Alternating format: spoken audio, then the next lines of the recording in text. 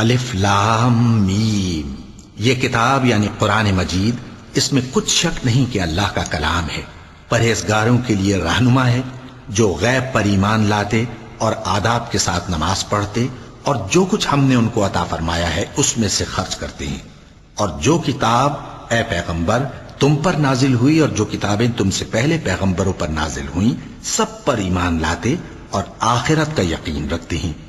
यही लोग अपने परवरदिगार की तरफ से आई हुई हिदायत पर हैं और यही लोग कामयाब हैं। जो लोग काफिर हैं उन्हें तुम नसीहत करो या ना करो उनके लिए बराबर है, वो ईमान नहीं लाने के।